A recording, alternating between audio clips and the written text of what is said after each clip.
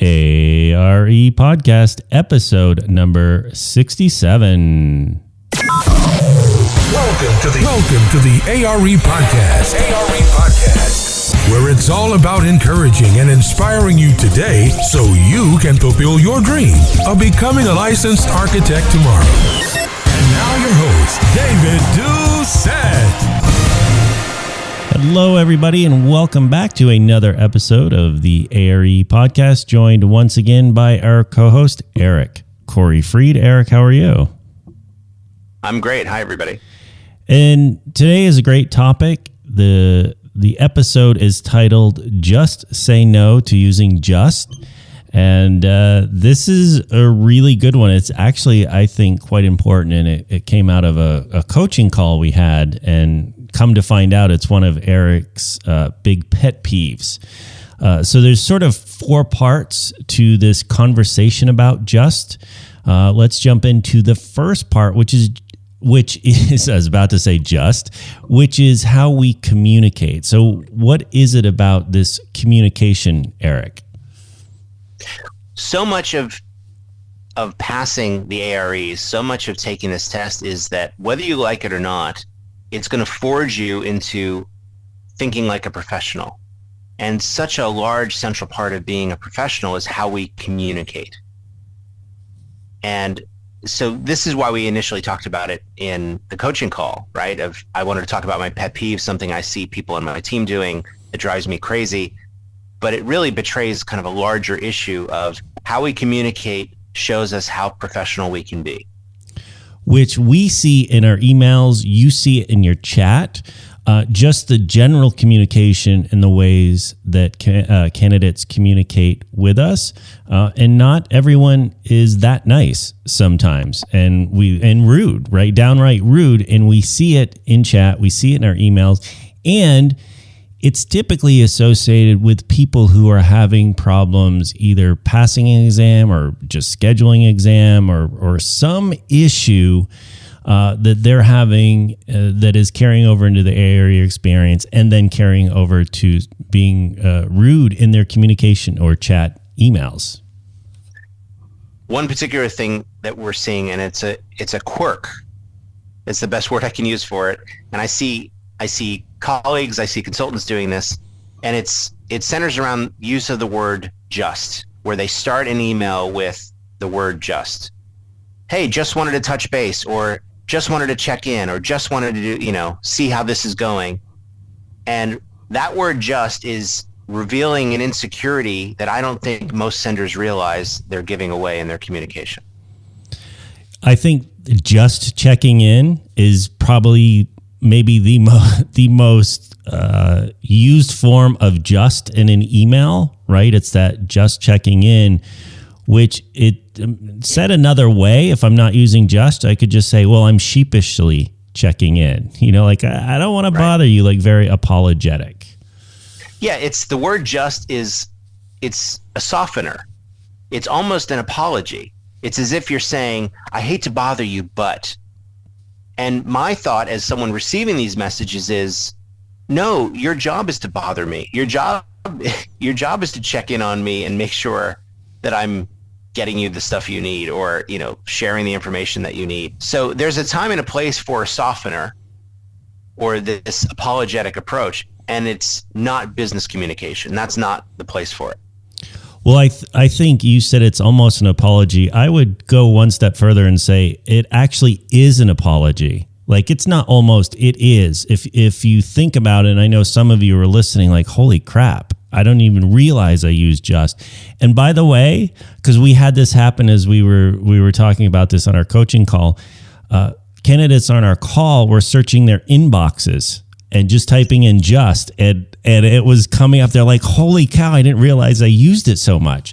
But live on the call, Yeah. Live on the coaching call, they were going to their inbox and specifically their sent emails folder and typing the word just to see how many instances it came up, and they were horrified. Yeah, they were really horrified. So it's interesting because clearly we use it without knowing we use it.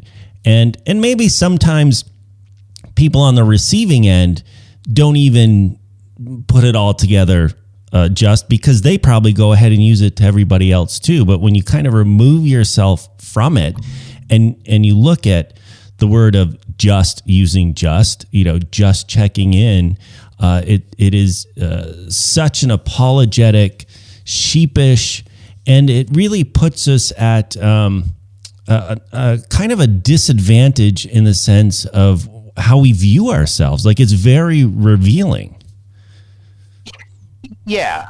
Hey, just wanted to reach out. Just checking in. Just by removing that word "just," you'll immediately add more gravity, more gravitas, more intention to your words.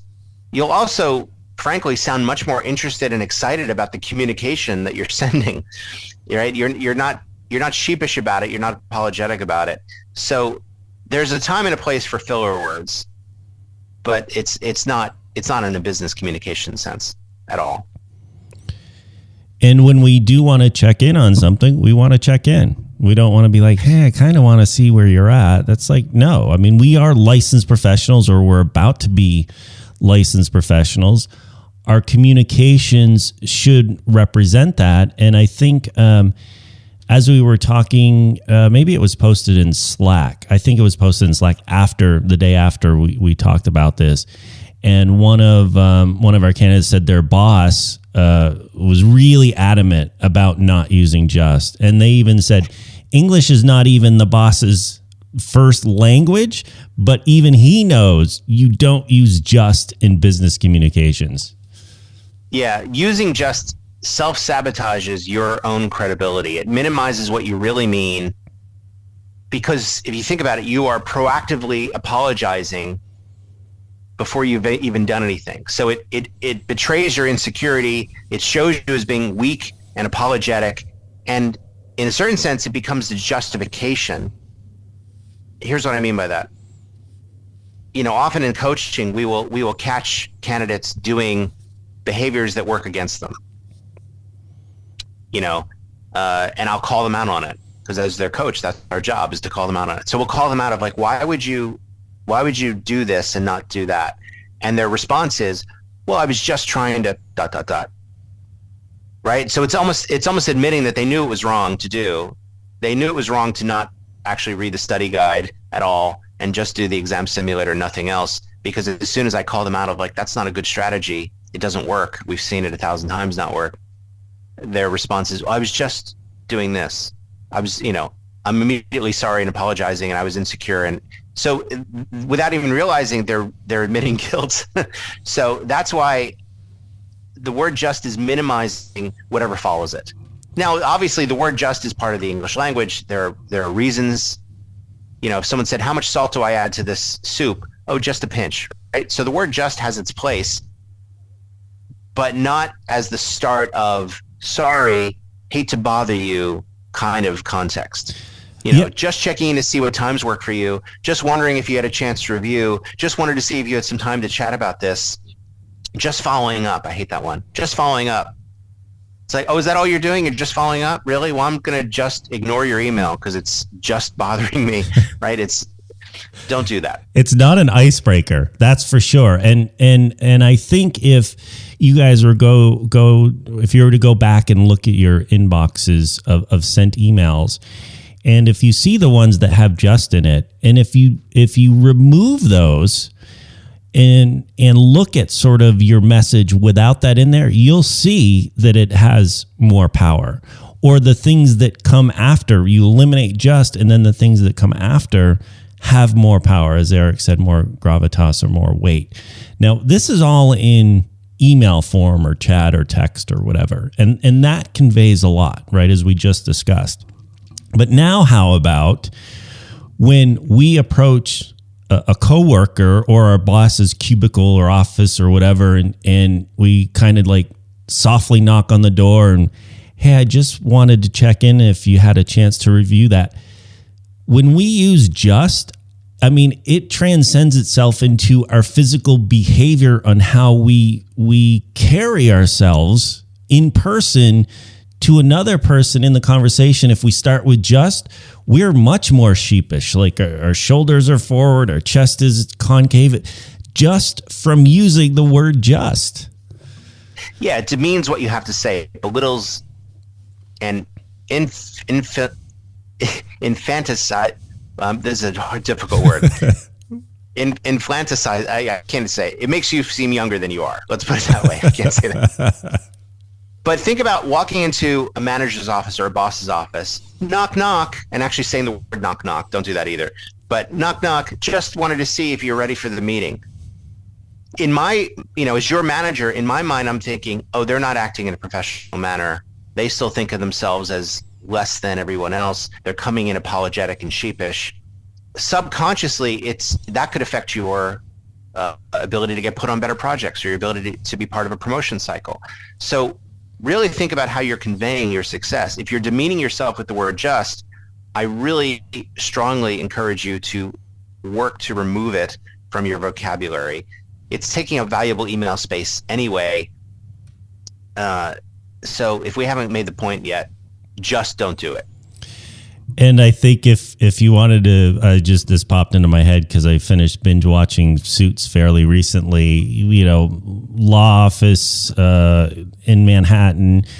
Nobody is walking into offices using the word just, right? They walk in with a purpose. They walk in with confidence, whether they want a meeting or whatever it is. Nobody's coming to just say just. So now that we're aware of it, how do we fix it? Like, how do we get ourselves out of really what's a subconscious habit, I think, at this point? I mean, nobody is sort of joyfully using just. No one's really probably purposely using it. They just haven't become aware of it yet. So obviously the first step, right, is becoming aware. But then how do we fix it? There's three rules for business communication that I would really stick to. Number 1, be direct. Number 2, be polite. Number 3, be respectful, right? Direct, polite, and respectful. Those 3 really encapsulate it. And so instead of saying, hey, just checking in on an update, you would instead say, can you please give me an update on blank? Perfect. Actually, let me stop you, Eric, and I want you to say that again. But these are 3 things that you guys can have on a Post-it note next to on your monitor. And every time you compose an email, you're looking at that. And what were the 3 again, Eric? Direct, polite, and respectful. Perfect. And then exactly what Eric just said, which he will say again, you could put that on a Post-it note, because oftentimes I think a lot of the times we do use just, like I said earlier, it's just checking, right? That's usually a lot of times how we use it. And I think you gave a perfect example of how to update. So say that again, and people can write that on a Post-it note. Instead of just checking on an update on blank, you would instead say, can you please give me an update on blank? Much more authoritative, much more direct, not apologetic, not wasting anybody's time. It's very clear and succinct, and it's not rude. It's instead very professional. And that's a good point. Oh, go ahead. There's a bunch of them. There's instead of just checking on the status of blank, simply, what is the status of blank? That's a very simple alternative. Instead of just checking on the progress of blank, has there been any progress on blank? Just wondering where we are with no. Forget that first part. Where are we with blank? Right? Very short, very professional. And I find that millennials are very reluctant to be that direct, because when they receive these direct emails, they often think they're in trouble. That's what they tell me. But it also conveys that kind of apologetic, sheepish tone that we've been talking about. So removing that whole first chunk of the sentence with, please give me an update on that. What's the status of that? Has there been any progress on that? Where are we with that? Do you need any support from me on that? I'm checking in on that. I'm circling back on that. All of those are much more direct, much more polite, and much more respectful of the reader's time. As you're describing those, which are all great, I'm thinking to somebody who uses just, or the person that uses just, saying, okay, Eric, all that is great, but I don't want to bother my boss. Like, they have this sort of already ingrained. So more than just a bad habit, they have kind of ingrained that they feel like they're bothering their boss or the contractor or whoever it might be when they don't get the information they need, so they feel sheepish, and they genuinely don't want to bother somebody. So how do we get over that? How do we get over that fear of not wanting to be a bother to somebody? Well, first of all, if they're truly your boss, if they're truly your manager, that means that they also should be your mentor. And a good manager, a good mentor is not bothered. Their job is to get you what you need so you can do your job. That's the definition of a manager. Hopefully you're experiencing that in real life. But if you're not, you might have a bad manager. You might have a bad boss. That's a whole other podcast topic. But you're not bothering them. What you're doing is you're ascribing your own insecurities and worries onto other people. Here's how I know that you're not bothering your boss. Because if you were truly bothering your boss, he or she would say, "You're bothering me. Go away. I can't deal with that right now. I'm rushing to get this out." Which, by the way, let me just jump in here. That's fine. Like, it's fine. Like, if you interrupt your boss in a bad moment, they're just going to say, "Hey, not a good time. Come back later." That's it. That's okay. You're not going to get sent home. Yeah, let's assume that your boss is, at the very least, as professional as you, if not more so. So if you were bothering them, that's your insecurity. It's right. Your worry of like, what if they hate me as a person? What if I'm annoying to them? They're going to fire me. Well, guess what? You going in with the word just is more annoying and betrays much more of the insecurity than anything else. If you were truly bothering your boss, he or she would say, "No, I can't do that. I can't deal with that right now. Can we talk about it at 4:00 or whatever?" All very reasonable to do. Remember, a good manager is a good mentor. A good boss is a good manager. So therefore, you don't need to start ascribing, what if they feel this about me? Or what if they, forget all that.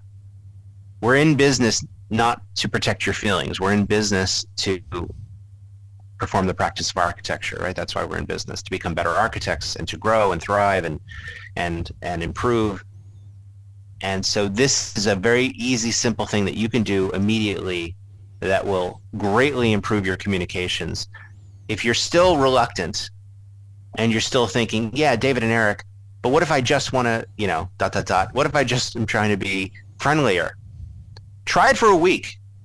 Just see if you can go a week, Monday through Friday, next week, not doing this, and see if the response rate improves, if the level of communication improves, if how people communicate back improves. See if there's a discernible difference, which I think there will be, and go from there. I agree. I think people would perceive you differently, even if it's a small amount, and we would realize that. I think our own insecurities would get less. We'd get more confident, right? Like anything. But kind of just stepping up. Really, it's just stepping up. We're about to be licensed professionals. And I'm sure other trades, I mean, it's human nature. Everybody kind of goes through this. And I know, Eric, you said you got your own team. They don't use just anymore. How did you implement that without, slapping them with a ruler on their hand? Well, I also don't want to embarrass them in front of their colleagues or their coworkers. So it's about 50-50. Half the time, I will ask them if they want feedback. The other half of the time, they will ask me for feedback before I even get a chance to offer it.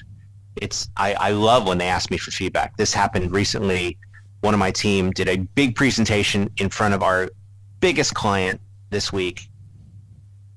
It was his show. It was his first time doing it. And before I even got a chance to say good job, which I was about to, he immediately, so 2 minutes after the meeting, I love feedback. He wasn't even asking, how did I do? He wasn't looking for affirmation. It was immediately, how did I, give me feedback on my performance. I had already coached him beforehand what to do, and I had very specific feedback for him. He was using filler words in the presentation. And I said, you used this word about 27 times. It's understandable why you do that. It's a filler word. A lot of people do it. With my grad students, I can be more ruthless. What I've done in the past with my grad students is, as they're presenting, I'll have like an air horn. And if every time they use a word like or or just, I squeeze the air horn, and it makes them very jumpy. But within 3 rehearsals, they've abolished it from from their performance. So it's great. That is an interesting idea you just made me think of. You could go, I suppose, if you're not sort of feeling confident, maybe it's not even a confidence thing.